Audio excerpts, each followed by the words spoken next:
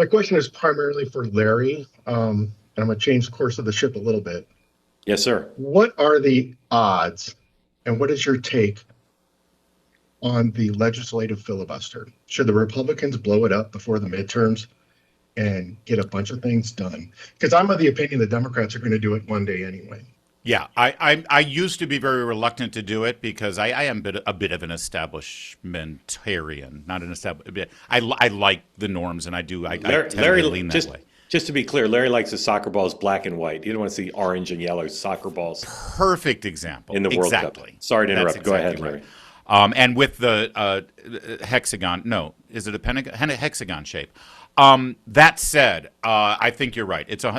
We know that Democrats will get rid of the filibuster because they attempted to do it, and were it not for the senator from West Virginia and Arizona, it would have happened. So we know they're going to do that, and knowing the kind of things that can get done without the filibuster, I think that the Republicans need to make a case. This is why you need to keep us in power, because look at all these great things that we're doing, and not least of which the SAVE Act and moving voter ID and proof of citizenship for voting. That could be a game changer if we can actually get that done. So I've now reluctantly reached the point where I think Republicans do need to do that.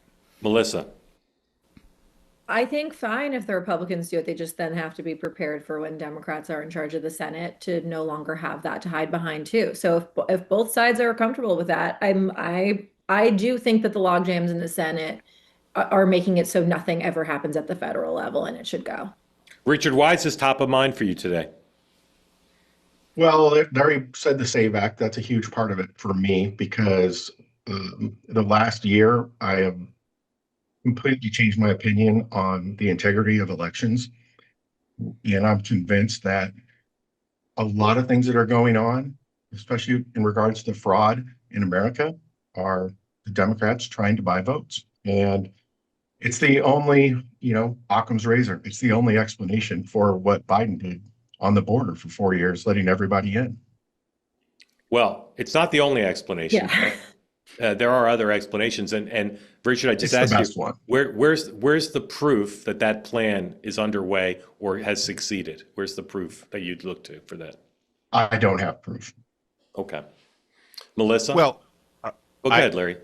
I would point to the proof that the influx of illegal immigrants over the last several years has solidified redistricting, or I shouldn't say redistricting, but the districting and appropriations of congressional seats in certain states, so that the Democrats could maintain a number of seats in the House of Representatives. That's pretty palpable, and there's a reason why so many of states. What states are those? California, Illinois, and New York, where they had and Maryland, by the way, a huge influx of the illegal immigrants that were actually brought to those states. Well, let me just point out that the illegal immigrants that came to New York were bussed here by Texas and Florida. No, a very small percentage. The vast majority of them were flown there by the federal government. That's a fact. Well, let me just say that New York has lost a congressional seat since the last census. So if that was the plan, we screwed that up. Yeah, it's not working too well. It would well. have been even more. And also, I know that it may be inexplicable because of how badly the border was botched, but I don't think that Joe Biden's reversal of the Remain in Mexico policy was some secret plan to get more Democrats elected. I think that it was an ideological position that may have been held by him for some moral reasons that was very badly botched in implementation. But Joe Biden has a lot of things. I don't think he had some secret plan to throw. But it was the net result. But Larry, if to throw out the accusation without evidence seems like not the proper way to behave on the national town square, there's no evidence for it. Melissa offered what I believe is the correct explanation for what Joe Biden did. You have no evidence. Well, and it's kind of an ideological affinity with the notion that people should be allowed to come here in great numbers and not wanting to have to find a solution to the border that would involve cages and deportation and family separation. There's all sorts of reasons he did it. And again, but offer proof. Okay. Circumstantial evidence is in fact evidence, right? And when you add to not only the policy that allowed so many people from any country on the planet to come here, and add to that they were, in fact, by policy of the Biden administration, flown to and relocated to places like New York, Illinois, and California. Add to that the Democrat elected officials who encouraged that and wanted them to be there, and in Gavin Newsom's case, offered government-funded health care to keep them there and attract them to those states. That doesn't mean they're voting. That doesn't mean they're voting. And add to that, Democrats currently oppose a law that would require proof of citizenship for registering to vote. That's all circumstantial evidence, isn't it? Yeah, and I'm not saying they're voting. Excuse me. I didn't say they were voting. I said that their mere presence there as non-citizens still account for the distribution of congressional House seats in those states. They don't have to be in the country legally to be counted for appropriations of congressional seats. And that helps Democrats maintain power. Now, okay, if that's not enough proof for you, I understand that. But from my perspective and for conservatives' perspectives, and I think from Richard's perspective, that's a whole lot of circumstantial evidence that stacks up to a conclusion that is reasonable to reach. Okay, but I just want to repeat on the facts. In New York, for example, since the last census, we lost a congressional seat. So right. Yes, and it would have been even more. That's number one. And number two, the migrants that were shipped, flown to New York nearly collapsed the housing system and the budget. Eric Adams was screaming from the rooftops to get them out or for help. And it wasn't something that Democratic states wanted. I thought that it was a brilliant play by the Republican Republican border governors to say, have a taste of what we on the border have to deal with every day when people cross the border. Yeah. So I do not think this was let's let Richard back in and then we'll move on. Richard.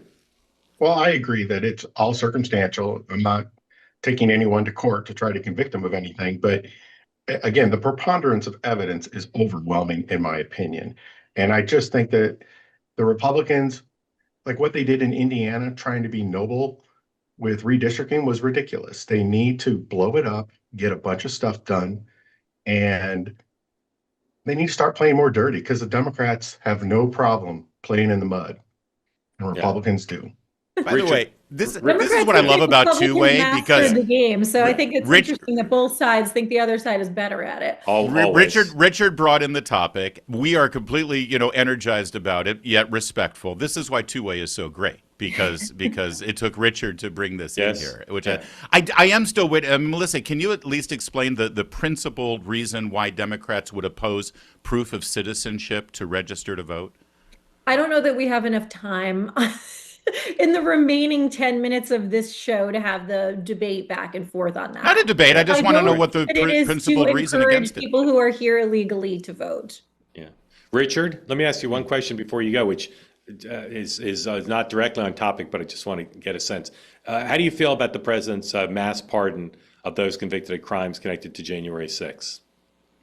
I'm not a huge fan of it. I don't believe that, those people did illegal things. And I think that a lot of their sentences were extremely harsh. And I'll admit, I'm not too well read on the facts of it. Okay. How do you feel about the president's threats to use military force to take control of Greenland? I'm totally opposed to that. Totally opposed to that. Okay. And how do you feel about the president's taking Maduro in Venezuela by force? I was supportive of that. Supportive of that. Okay. Richard, thank you. Grateful to you. Thanks for being part of Two-Way. They say that something that's easy is like a walk in the park. Well, easier than a walk in the park, hit the subscribe button, be part of the Two-Way community, never miss an episode, be part of our conversations. Thank you for your service to America. And don't forget, you can now listen to the morning meeting and Two-Way Tonight on Apple, Spotify, or wherever you get your podcasts.